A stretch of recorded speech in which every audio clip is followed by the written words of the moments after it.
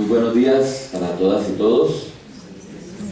Me alegra muchísimo que estemos desarrollando estas reflexiones conjuntamente sobre un tema tan importante, tan urgente, también diría, como es la lectura crítica, y desde la perspectiva que yo les quiero compartir, la vamos a poner a dialogar con una sociedad que se ha espectacularizado y diríamos incluso hiper espectacularizado cada vez más. Bueno, tradicionalmente el mundo académico y los ecosistemas universitarios nos hemos identificado con la siempre necesaria e imperecedera tarea de la crítica. Podría decirse incluso que hoy como ayer, uno de los componentes identitarios de los claustros universitarios tiene que ver con una especie de cultura de la crítica que debe fluir o debería fluir permanentemente entre nuestras aulas, entre las pesquisas, la biblioteca, ¿no? Las idas a la biblioteca, los laboratorios especializados, todo lo que sean nodos de conocimiento o grupos de investigación. Y todo espacio que vivimos en la academia debería tener ese sabor a cultura de la crítica. Y también podríamos pensar que las plataformas que hoy tenemos, o las multiplataformas convergentes en términos de tecnologías y de digitalidad, nos permite darnos cuenta que en efecto hay un conglomerado humano que en no pocos casos ha sido denominado como masa crítica, ¿verdad? Y yo tuve en algún momento la oportunidad de conocer en la ciudad de Sao Paulo, entre Sao Paulo y Campinas, que es una ciudad distante a 2 horas, existe una línea de bus que se llama Masa Crítica. Me dio por buscar, ¿será que todavía existe? Y mire, la encontré, está la página, está la web, ¿no? Cultura transportada, masa crítica. Entonces, es un bus que sale de la Plaza Panamericana de Sao Paulo, pasa por una estación del metro de Sumaré, creo que está cerca de otras universidades, la ruta que hace, pasa por un terminal de transportes en Barra Funda, y llega hasta el campus de la Universidad Estatal de Campinas, la Unicampi, ese bus transporta masa crítica. No es un invento, es una realidad, ¿no? Y bueno, yo alguna vez hice el trayecto de regreso de Campinas a Sao Paulo en ese bus, mucho más fácil que cualquier otro medio, recomendado. Si van a la Unicampi, váyase en la masa crítica. Pero bueno, hay otro dato. También en Sao Paulo y en muchas otras ciudades de Brasil y del mundo se conoce con el apelativo de masa crítica un movimiento que promueve un particular evento que tiene lugar todos los últimos viernes de cada mes, donde un significativo grupo de ciclistas, aunque también gente que se transporta en patineta, en otros medios así como de propulsión humana, se dan cita en un punto de la ciudad para recorrer las calles desafiando las leyes del transporte vehicular y generando el tremendo caos que nos podemos imaginar bajo una consigna: no estamos atrapaleando o tránsito, no somos o tránsito. O sea, no estamos interrumpiendo el tránsito, nosotros somos el tránsito.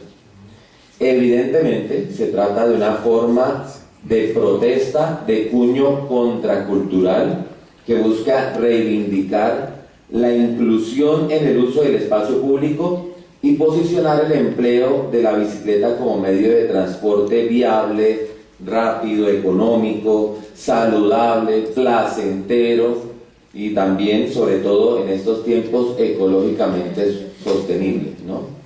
Y esa escena se repite todos los meses en Sao Paulo, pero también se repiten en otras ciudades. Por ejemplo, aquí tenemos una escena en Europa, en la ciudad de Budapest, también el mismo movimiento de masa crítica, ¿no? Un movimiento de ciclistas alternativo También en Manaus, por ejemplo, con un mensaje para denunciar los atropellos contra los ciclistas, ¿no? Digamos, las situaciones de desventaja.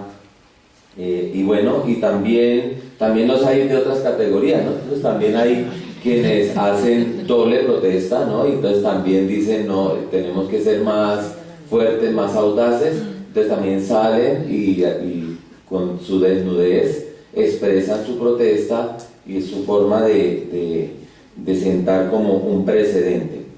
Entonces, estos sentidos figurados que presento apenas estos dos ejemplos nos permiten vislumbrar preliminarmente el imperativo que puede tener la lectura crítica como un dispositivo que ayuda a activar la conciencia crítica, siempre inquieta, en movimiento, ¿no? Como estos movimientos, argumentativa, cuestionadora del orden establecido y potencialmente innovadora y creativa, en rampante contravía con las lecturas y las conciencias ingenuas, pasivas, domesticadas o domesticadoras, pseudocientíficas, fragmentadas y conformistas que devienen de la sociedad del espectáculo que avisoró Guy Debord, el pensador francés, el cineasta. A él le gustaba más identificarse como cineasta hace prácticamente o exactamente 50 años. Entonces, la lectura crítica de las múltiples realidades que son habitadas, diríamos incluso invadidas por el espectáculo, es además una labor inherente a la docencia y al ámbito universitario. Eso yo creo que es como un primer elemento que no podemos perder de vista. Y ahí yo incluso invitaría a que de pronto diéramos una mirada, si no lo hemos hecho, en la última revista de la universidad. El hermano Fabio Coronado le dedicó uno de sus textos. Él ha escrito varios textos sobre el tema de la importancia de hacer una docencia crítica, de ser una universidad crítica, y en el último número habla justamente de la tradición crítica de la universidad. Y ese es uno de los elementos claves, y dice justamente al final de ese artículo el hermano Fabio que las universidades son unas instituciones contraculturales, impertinentes, nacieron para interrogar, cuestionar, hacer crítica, y por tal razón son el ámbito privilegiado, pero no exclusivo, de la formación crítica de las nuevas generaciones. Entonces, de cara a este llamado a hacer masa crítica, vamos a contraponer el sentido de la crítica de cara al espectáculo. Y podemos decir en primer lugar que, como una teoría crítica, la sociedad del espectáculo, la obra de Guy Debord, la principal obra, representó en su momento la posición más extrema durante las disputas de mayo del 68 en Francia. En sus 221 tesis, escritas con un estilo muy impersonal, irónico, casi encriptado, diríamos casi encriptado, como auténticos aforismos que en su momento forjaron el pensamiento crítico de los situacionistas, del movimiento situacionista de los años 50, de los años 60, y frente a las conquistas avasalladoras del capitalismo y de la cultura de masas, diríamos que la de Debord fue una apuesta acérrima por la crítica, más allá incluso de la lucha revolucionaria que inspiró y desencadenó sobre las calles de París. A mí me parece importante esa otra mirada del 68 francés, ¿no? No fue solamente un movimiento que se arrojó a las calles, digamos, fue mundialmente conocido, sí, fue lo más mediático también, diríamos, pero más allá aún de eso, podemos decir que la gran inspiración también tiene que ver con forjar una lectura crítica nueva de la realidad. Fue tal vez una de las grandes herencias del aporte de Debord, y él por muchos años sostuvo, casi que hasta el final de sus días, que esa teoría, él no estaba dispuesto a modificar un solo artículo, ni a actualizar sus 221 tesis, él no iba ni a incluir ni a quitar, porque le parecía que mientras que las condiciones que provocaron la teoría permanecieran, seguía plenamente vigente la teoría crítica de la sociedad del espectáculo. Y sin embargo, entonces, no solamente diríamos que esas tesis o esos aforismos fueron un insumo para su tiempo. Hoy podríamos decir que la sociedad del espectáculo ha prevalecido como la dictadura efectiva de la ilusión, ¿no? Es como una de las afirmaciones más fuertes. En una de sus últimas tesis, la 213, decía eso: el espectáculo es la dictadura efectiva de la ilusión sobre la sociedad, que proclama una hegemonía de lo aparente, ¿no? De la apariencia, de lo superfluo, de lo fragmentario, y que conjura un culto al yo, y que hoy día se ha mediatizado mucho más que en aquellos años 60. Mediatizado por imágenes, claro está, bajo la premisa de que el espectáculo no es un conjunto de imágenes, sino una relación social entre las personas mediatizadas por las imágenes. Entonces nos parece a veces que el espectáculo es el show, ¿no? Es lo que nos sorprende, es la imagen que nos deslumbra, pero en verdad la propuesta de Debord apunta más a las relaciones que generamos entre nosotros mediatizadas por esas imágenes. Ese es propiamente el tema, el objeto de la crítica de Louis Debord. El acceso del espectáculo en el transcurso de las últimas 5 décadas, y por tanto el apogeo de una subjetividad espectacularizada, no solamente ha acelerado la primacía de tener sobre el ser, sino que además ha preconizado la idolatría del parecer. Entonces, no es solamente que el espectáculo nos ha envuelto en un círculo vicioso de que tenemos que tener en lugar de ser, sino que, aun si usted no tenga, lo importante es aparentar que lo tiene, ¿no?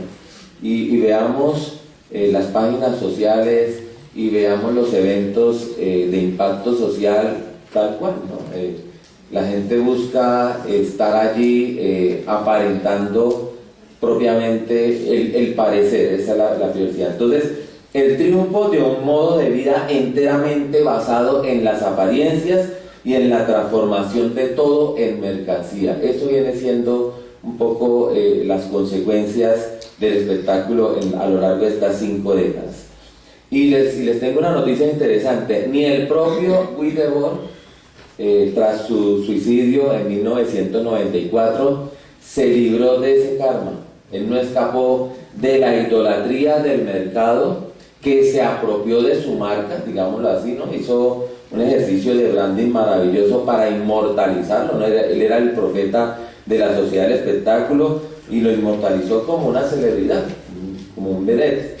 Y por paradójico que parezca, pues sí, tiempo después de la muerte de Louis Debord, encontramos que toda su vida, que toda su producción cinematográfica empezaba a expandirse a través de un maravilloso estuche de lujo, ¿no? Entonces, Louis Debord, que siempre huyó de las cámaras, nunca dio una sola entrevista a ningún medio, se negaba a aparecer en cualquier medio masivo consecuente con su teoría. Después de muerto estará revolcándose hasta el día de hoy, porque ya la gente está haciendo historia y está haciendo el negocio, ¿no? Digámoslo así, ¿no? El marketing Louis Debord ha funcionado. Entonces, de nada le sirvió todos los cuidados, ¿no?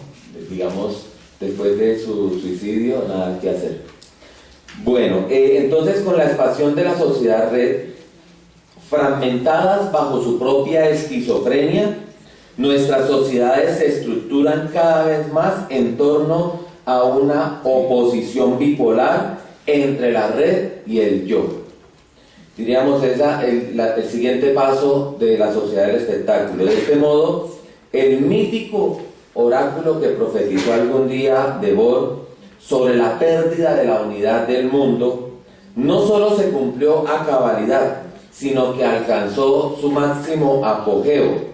Es decir, ha corroborado una vez más el mantra de la separación, que lo resumimos de pronto en la tesis 29, tal vez la que más podría resumirlo, y dice: lo que une a los espectadores no es más que su relación irreversible con el centro que mantiene su aislamiento.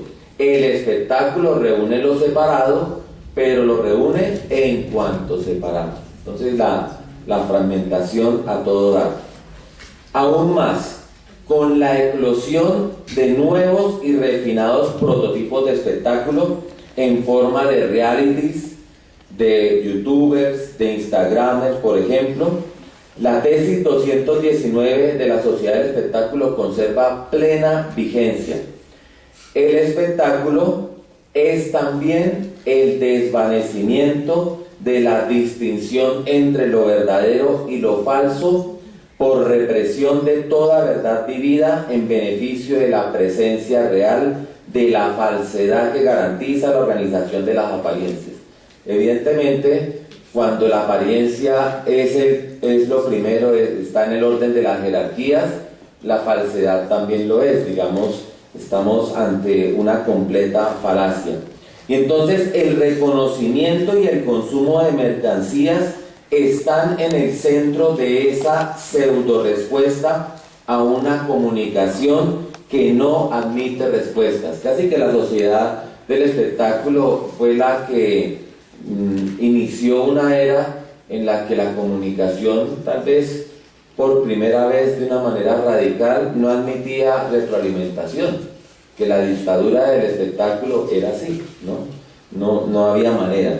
Entonces la necesidad anormal de representación compensa en este caso un sentimiento torturante de hallarse al margen de la existencia. Pues cuanto más buscamos exponernos, vendernos, ofrecernos, tal vez, y hoy día con las redes sociales, probablemente es porque nos sentimos que estamos más marginados por la sociedad del espectáculo. Y esta falacia revestida de espectáculo ahora además se está confabulando con el mundo de las emociones, con la inmediatez para dar rienda a lo que hoy conocemos como la posverdad y las fake news. Yo creo que todos sabemos, y ya lo hemos dicho, las redes sociales, WhatsApp, son una de las mediaciones mucho más impactantes, más eficaces para la propagación de las fake.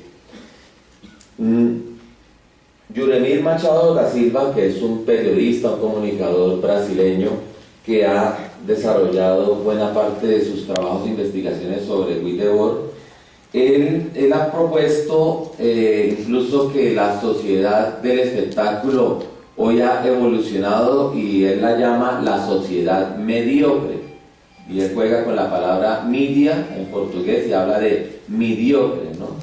Y representa el paso a un nuevo tiempo de un hiperespectáculo, y yo le agrego sin filtro, como decimos hoy, sin filtro, ¿no? Así como de pronto podemos ver en esta imagen, ¿no? No interesa, es lo que es, qué cuento de intimidad, el valor de la intimidad ya no existe, definitivamente desapareció. Y la sociedad mediocre es un sistema de jerarquía social, un modo de selección y organización de los individuos basados en el poder de la emisión, de ser el emisor del mensaje. Antes de que surgiera Internet, este poder lo tenía el editor, que en inglés le llamamos el gatekeeper, o el portero, ¿no? Sería un poco la figura. Y entonces, definitivamente el gatekeeper o el editor era un déspota, porque él era el que decidía qué se publicaba y qué no se publicaba, qué se visibilizaba y qué de ninguna manera se visibilizaba. Y aún más, tenía también el poder de decidir dónde se publicaba, ¿no? si salía, en qué lugar iba a salir, en qué momento. Bueno, todo eso se acabó con Internet.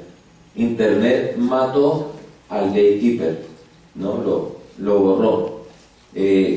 Cada uno puede publicar lo que desea y no necesita pasar por ningún filtro, nadie lo tiene que seleccionar. El ciberespacio es el mismo para todos. Si hay algo altamente democrático en términos comunicativos, en efecto, son los espacios de la web.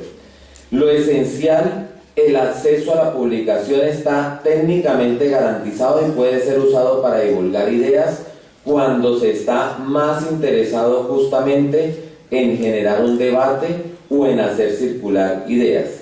El gran problema que tenemos hoy que saber es si existen ideas para ser publicadas. Ese es el gran debate, ¿no? El tema ya no es publicar, el tema es si tenemos ideas, pensamiento para publicar, o si lo que publicamos no pasa de la foto del momento, de la situación coyuntural, del video que se volvió viral, ¿no? Y cuántas veces compartimos temas, noticias que ni siquiera hemos verificado si son verídicos y la fuente es confiable, digamos, además de para incrementar la situación. En tiempos altamente mediatizados, gobernados por algoritmos, no lo podemos desconocer, y tecnologías de la información y la comunicación, el hiperespectáculo del siglo XXI ha acelerado entonces el espectáculo de los años 60, o si se quiere, lo ha llevado a su fase digital. Hoy tenemos espectáculo digitalizado, ¿no?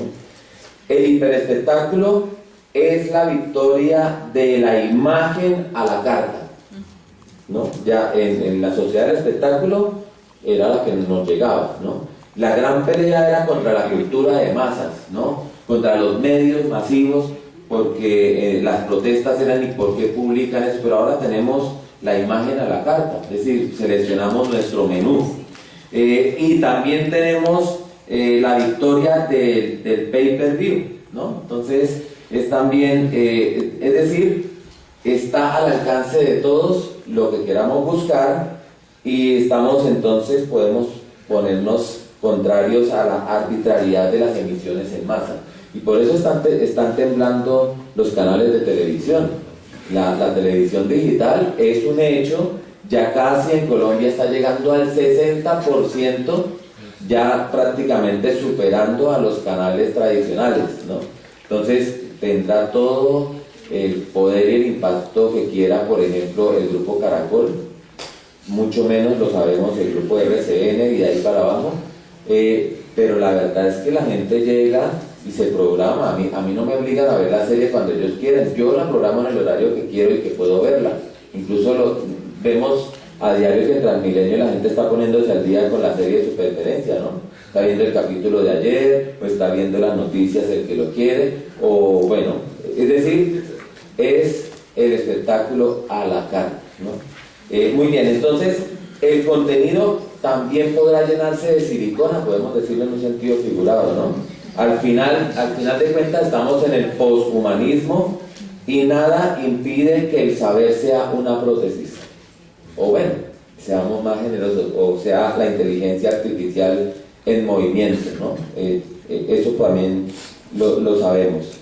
Nosotros mismos en la universidad este año hemos tomado la decisión de empezar a implementar un chatbot para ayudarle a la gente que quiere saber información sobre sus programas. Entonces, ya no tenemos el problema de estarle diciendo a la persona, oiga, escribió con mala ortografía. No, el chatbot ya lo tenemos programado para que no tengamos errores de ortografía y no pasemos vergüenza, ¿no? No es que nos pasara con frecuencia, pero sí se enfrentaron 2 o 3 situaciones bochornosas, pero eso, digamos, el poder de la programática, ¿no? Que también se llena de espectáculo.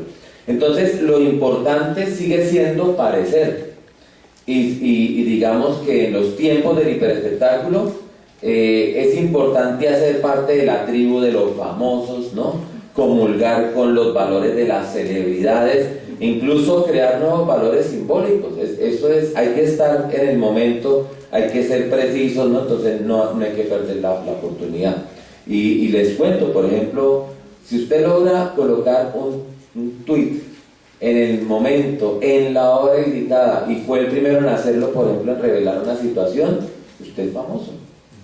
Usted es famoso, así sea por un día, pero usted es famoso, ¿no? Entonces es una realidad. Definitivamente el espectáculo ya nunca será igual después de los dispositivos móviles con cámaras de alta definición y del auge del dios Google, ¿no? Y los semidioses que lo acompañan: YouTube, Facebook, Instagram, Twitter, Netflix y similares. Y yo creo que le podemos aplicar la misma ley de los dioses y los semidioses griegos un poco, de alguna manera, ¿no? Porque ahí hay algo de humano, pero hay algo de divino. Bueno, entonces estamos a merced de esta nueva realidad. Y por otra parte, ya hablando en términos de la lectura crítica, no podemos desconocer que en estos tiempos de hiperespectáculo, la lectura crítica y los mismos críticos están a la baja. Mientras que el espectáculo crece, la crítica a la baja, ¿no? Son una especie en vías de extinción los críticos, los que hacen lectura crítica. ¿Y por qué? Porque nadie los necesita ni nadie los quiere en la sociedad del espectáculo. Qué pena, tú no me generas rating, no me sirves, ¿no? Entonces, genérame rating y hablamos, ¿no? Genérame utilidades, ayúdame a mercadear y hablamos. Entonces, nadie lo necesita, ¿no? El espectáculo lo es todo.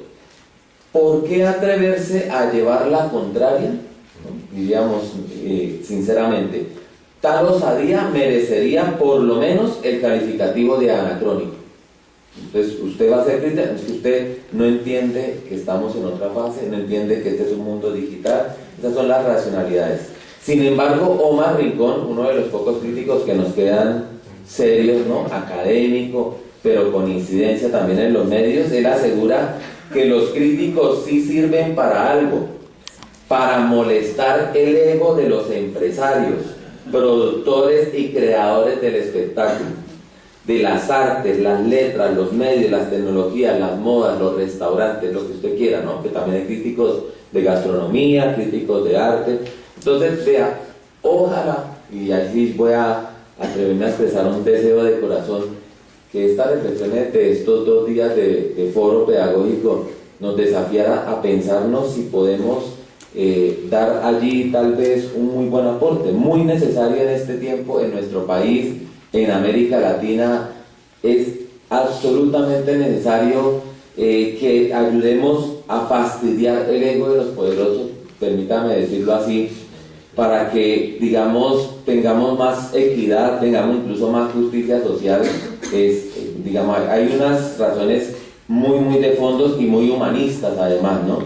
Y tal vez por eso, solo por eso, continuó con Omar Rincón, valdría la pena ser crítico para atemperar los egos, mortificar el poder, denunciar los falsos positivismos y los excesos de lo políticamente correcto. Estamos excedidos de temas políticamente correctos. Qué belleza como escribe, qué maravilla esa nota, uy no, qué fantástico, mire esa tecnología, el dron descendiendo.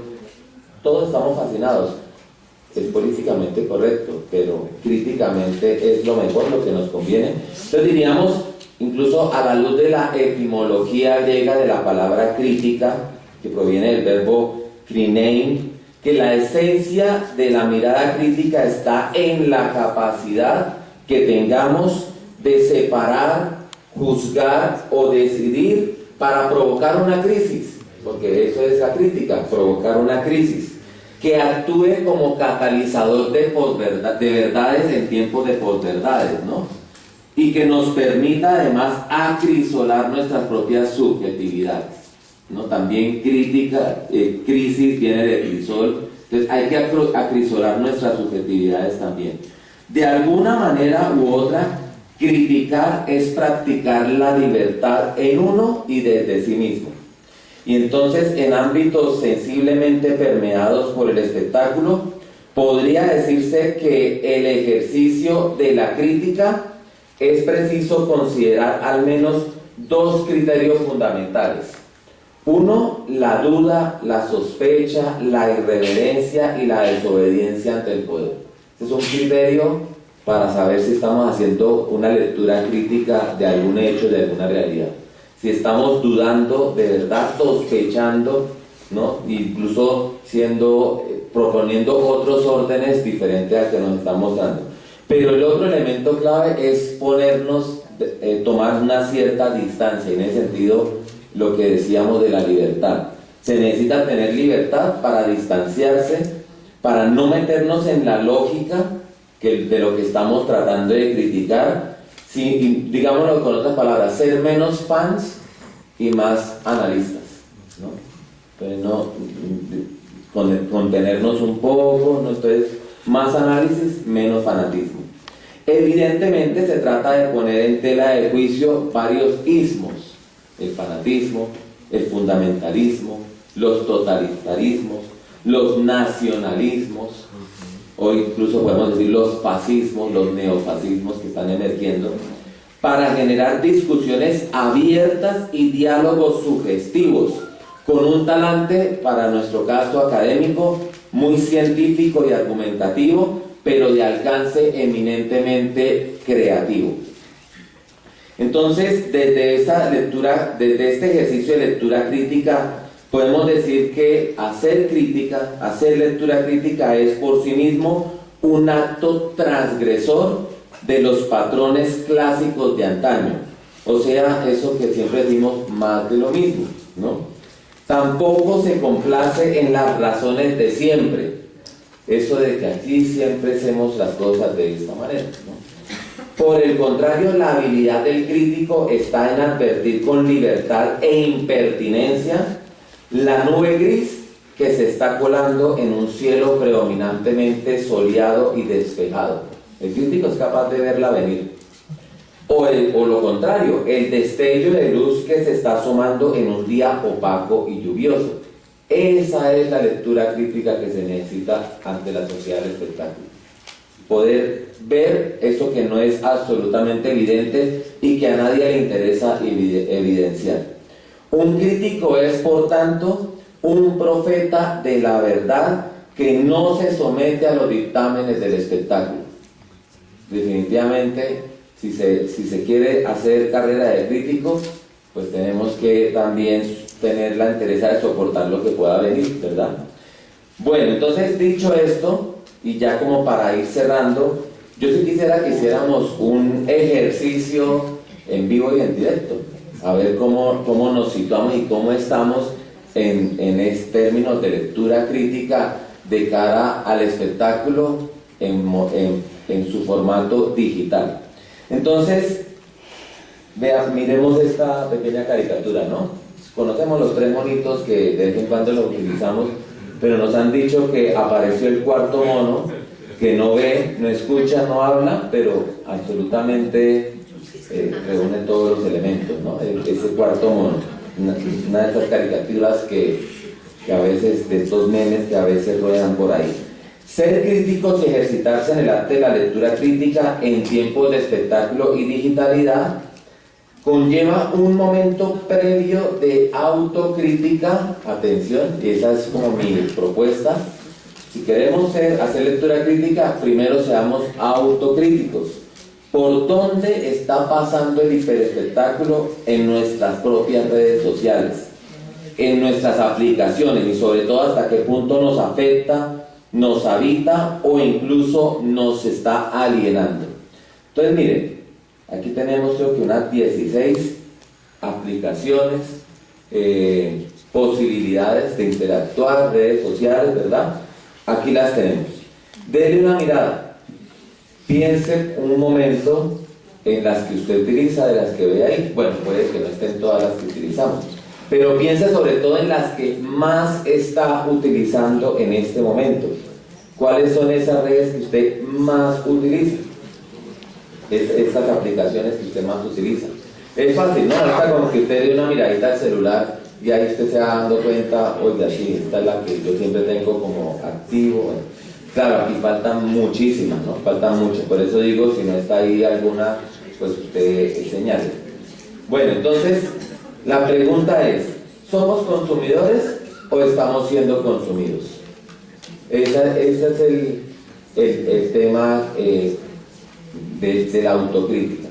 Entonces, ¿cómo lo vamos a saber? Entonces vamos a, si quieren, dibújenla o háganla mentalmente, como dicen, haga usted una pirámide y trate de ubicar esas aplicaciones, en qué lugar de la pirámide usted la colocaría. Por supuesto, abajo la base, ¿no? Lo fundamental. Y ahí usted va subiendo y arriba pues la cúspide, la joya de la corona, ¿no? Entonces, ¿dónde usted ubicaría esas aplicaciones? ¿Dónde las pondría? Entonces, volvamos, Diana ahí nos indica que es bueno como regresar para ver, ¿no?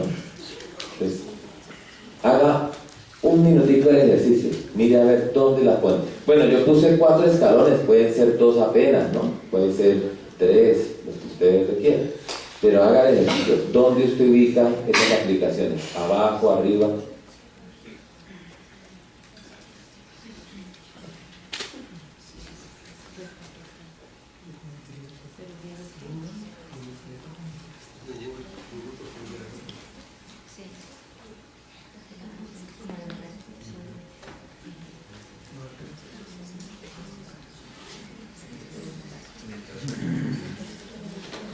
¿Listos? Bueno, no se preocupen que no es un test riguroso ni mucho menos, ¿no? Un ejercicio reflexivo, autocrítico. Bueno, entonces veamos, ¿cómo está tu dieta? ¿Cómo usted desayuna? ¿Cómo usted almuerza? Su comida digital, ¿no? Su lunch. ¿Cómo es la dieta? Usted se alimenta cada cuánto de esto, ¿no? Entonces, esta es una posible dieta. Usted dice, no, todas las demás me sobran, yo me quedo con estas 2. Twitter, arriba, debajo WhatsApp. Con eso me muevo yo todo el día. Eso es lo que yo consumo todo el día. Entonces uno podría decir, bueno, si esta es su dieta, de repente, cuidado, ¿no? Usted puede estar una víctima, usted está cayendo derechito, si no se da cuenta, redondito y las comparte del fake news. Pero no, de pronto por WhatsApp usted está a toda hora consumiendo fake news, porque como hay llega de todo, pues de pronto usted también lo utiliza para su grupo de trabajo, evidentemente, ¿no? Pero bueno, ponemos esa posibilidad. Pero también usted puede ser un gran activista, ¿no? Porque entonces usted con Twitter está haciendo campañas, usted está apoyando, usted está posicionando temas, ¿no? Usted está pendiente de los líderes que sigue, usted sigue al Papa Francisco, que nos decía ayer el padre, ¿no? Usted está entre los 39 millones de seguidores, creo. Bueno, usted está a toda hora, ¿no? Ahí contaminándose con los vómitos de Donald Trump en el Twitter, ¿no? Entonces usted está ahí rebotado a toda hora, peleando con el mundo, no sabemos. Entonces, ¿cómo está su dieta? Entonces, atención, la lectura crítica empieza por casa. Bueno, veamos otro escenario, ¿no? Este escenario. Entonces, miren, usted tiene arriba, ¿no? Usted está listo siempre para comprar por internet, ¿no? Usted, no, esa tarjetita ya no da más. Ahorita diciembre, usted se alegró cuando llegó la llamada de la vivienda que dicen que uno puede anticipar el sueldo para usted poder pagar todo lo que necesita porque esa tarjeta ya no da más. Entonces, pero usted también dice, yo ya no volví a las librerías, yo todo lo hago por Amazon. Entonces no, Amazon, yo, digamos, mi fuente de consulta, amo la digitalidad, se me acabaron los libros físicos para mí, bueno, pero y usted entonces abajo tiene, claro, también muy activo con YouTube, usted de los que, usted hace parte de pronto de ese gran conglomerado que escribe la pregunta que más se repite en YouTube, how to do. Entonces YouTube es su tutorial. Si usted no sabe cómo quitar la mancha a la camisa, ya sé que YouTube me lo va a decir. Pues usted tiene ahí su servicio de YouTube, ¿no? Después de, si no lo encontró en Google, lo encontró en YouTube. Usted sabe que ahí lo encuentra todo. Bueno, en fin, ese escenario, atención, cuidado. Buy money. Usted puede estar siendo un comprador compulsivo porque su dieta así lo está llevando, ¿no? Lo está conduciendo a eso. Entonces, la lectura crítica empieza por casa, la lectura crítica. Bien, otra dieta, vea, esta otra dieta interesante, ¿no? Mire usted, esa actividad, ¿no? En la base, tenemos el Messenger, tenemos el WhatsApp, el Instagram, el Facebook. Y arriba no nos puede faltar el Candy Crush. ¿Cuánto llevas? ¿Ya subiste? ¿Me vas a regalar puntos? Bueno, no sé. Esa dieta nos podría dejar muy preocupados. Miren, ahí en esa dieta no hay nada que diga trabajo. No hay nada que diga trabajo en serio. No aparece una sola aplicación para trabajar salvo que usted esté trabajando seriamente a través de las redes sociales y de WhatsApp, evidentemente. Pero esa podría ser una dieta que a uno le diga, oiga, cuidado, busque una ocupación pronto. Está muy desocupado en la vida. Usted todo ese tiempo le está gastando diariamente. ¿Esa es su dieta alimenticia? Bueno, entonces, detrás de la pregunta por la dieta, también viene la pregunta por los nutrientes digitales. Digamos, queríamos llegar ahí, ¿no? Entonces, ¿cuáles son nuestros nutrientes digitales y qué lectura tenemos que hacer de ellos? ¿Qué autocrítica tendríamos que hacer de nuestros nutrientes? Esta podría ser una opción, ¿no? Entonces, usted dice, sí, claro, ¿no? Entonces, ¿qué significaría esto un poco? Entonces, abajo se tienen los que le interrumpen a toda hora, ¿no? Los interruptores. Usted no puede estar en una reunión, y me da culpa también, yo el primero, y no está, ¿qué habrá pasado? Escribió el jefe. Bueno, y peor, ¿no? Y está en una reunión y le mandan audio por WhatsApp y no como hace para escuchar. Sí. Me toca estar haciendo cuando pueda, lo escucho, disculpe, ¿no? Pero entonces, interruptores.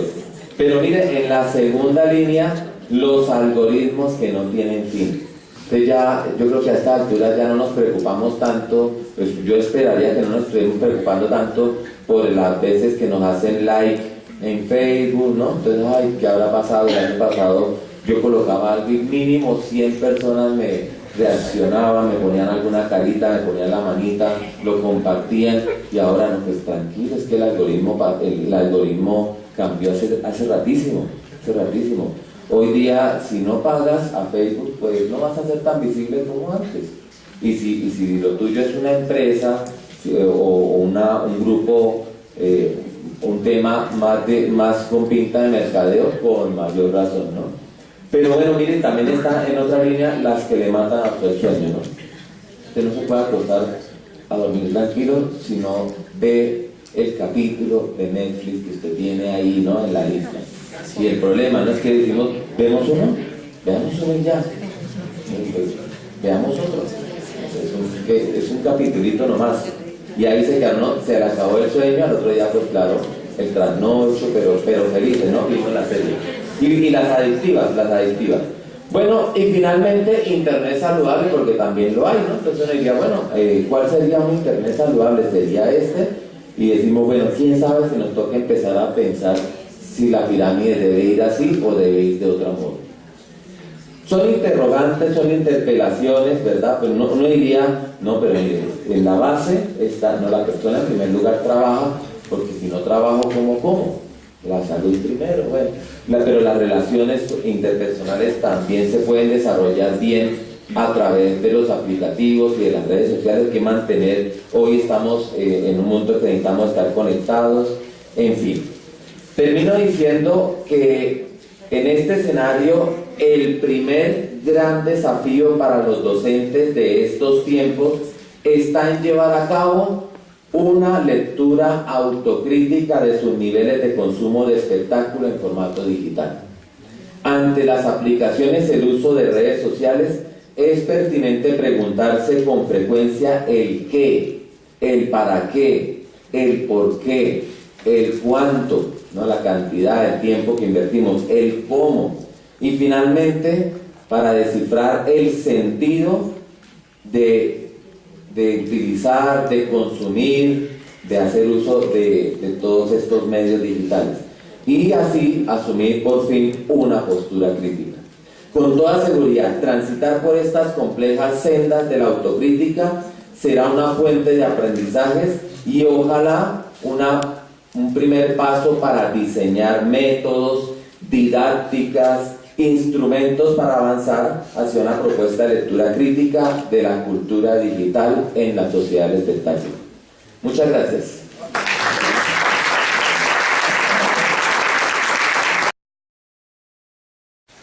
Bueno, Me parecieron muy interesantes las preguntas. Yo considero que el tema de con filtro, sin filtro, digamos, en el sentido en que que yo planteé una sociedad sin filtro, tiene que ver con la absoluta exposición de lo que somos, de lo que hacemos, las 24 horas, tal vez el ejercicio de poner nuestros estados, de compartir nuestras historias en Instagram, que es como digamos, el día a día y diríamos el minuto o el segundo a segundo, ¿no? Podría, dependiendo de cada caso. Sin embargo, sí es verdad que, digamos, las leyes cada vez más han venido fortaleciéndose en el ámbito digital. Y si bien es cierto que al inicio no había una regulación, en este momento sí hay unos mínimos de regulación y que tienen que ver también con las luchas, por ejemplo, contra la pornografía o contra la trata de personas, que dicho sea de paso, se valen mucho de las redes para sus cometidos, ¿no? En la Cumbre Iberoamericana de Comunicación, que se realizó hace un poco más de un mes en Cartagena, presentaron unos datos muy relevantes, muy interesantes hacia dónde nos está llevando esta cultura digital y, digamos así, el crimen organizado en su modalidad digital. En este momento, los dos primeros rubros de ingresos para estos criminales son, en primer lugar, el armamentismo y el segundo lugar, la trata de personas. La proyección hacia 2025 es que el segundo rubro va a ser los crímenes digitales, o sea, los engaños, las estafas, todo lo que se pueda hacer digitalmente, digamos, para producir de manera ilegal, pues hacer producir dinero, generar movimientos económicos, mercancías y demás. Entonces, esta realidad sí ha llevado y está alertando. Por ejemplo, ustedes saben que hace unos años no escuchábamos tanto eso de ministerios de tecnología, la información y la comunicación, o MINTIC. En este momento prácticamente todos los gobiernos han tenido que abrir sus ojos. Entonces sí, en ese sentido es verdad, se van como aplicando algunas cláusulas, sin embargo, nunca son suficientes, digamos, y también sabemos que la creatividad rebasa todas estas limitaciones. Por otra parte, también es cierto que digitalmente estamos cada día más segmentados y nuestra huella digital es una realidad. Así tengamos habeas data, así nosotros permitamos o no permitamos que nuestros datos se compartan, lo saben todos, ¿no? Y lo saben por el simple hecho de que usted carga en el bolsillo un smartphone. Así usted tenga negados los permisos, lo pueden ubicar, sabe dónde estuvo, sabe que entró a la universidad, si entró a las 8, si entró a las 8:05, si salió, si bajó a comer la empanadita aquí, toda esa huella se sabe. Imagínense ustedes los sitios que visitamos, ¿no? Entonces, también diríamos, este sin filtro, nosotros estamos dando la información fácil a todo el mundo. Los grandes analistas de datos son los que son más cautos e incluso cierran con más agilidad sus redes sociales, porque ellos sí que lo tienen claro. Nosotros ingenuamente no nos lo pensamos siquiera. Y aquí yo también quisiera invitar justamente a que la lectura crítica no dejemos de contemplar ese punto. Y bueno, y muy brevemente, para no abusar de la palabra, en cuanto al tema de cómo nos damos cuenta, digamos, si la sociedad del espectáculo es o no es visible, yo lo quiero responder con mis hallazgos de mi investigación. Yo tomé 4 sitios web religiosos y mi trabajo fue investigar durante un mes los productos comunicativos que ellos producían. Tomé 2 de Brasil y 2 de Colombia, y una de mis categorías era la categoría de espectáculo porque era mi tema. Yo tomé 5 categorías y una era esa. Aunque encontré muchas evidencias de elementos de espectáculo en el sentido de fragmentación, de separación, de falsedad, digamos, de aparentar. Cuando yo me puse a revisar, digamos, hacer la sumatoria de los productos, no eran tampoco los mayoritarios, y una de mis conclusiones es: el espectáculo triunfa cada vez que nos logra engañar, haciéndonos sentir de que no lo hay.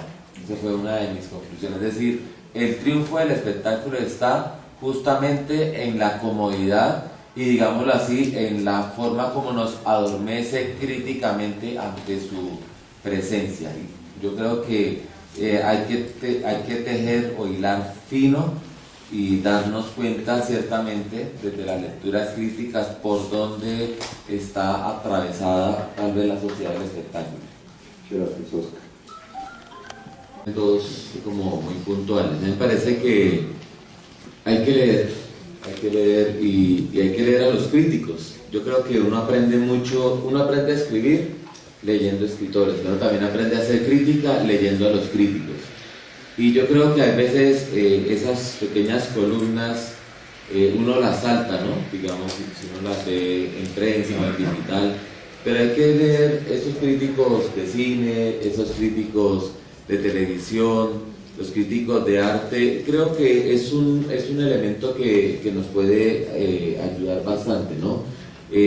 Ellos lo hacen a su estilo, uno tiene que encontrar evidentemente el propio, pero leer a los críticos me parece que es un primer paso.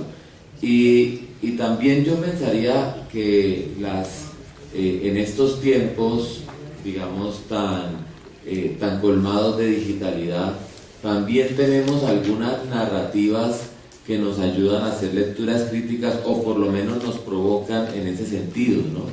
Y que nos obligan a hacernos preguntas que conducen a hacer lecturas críticas.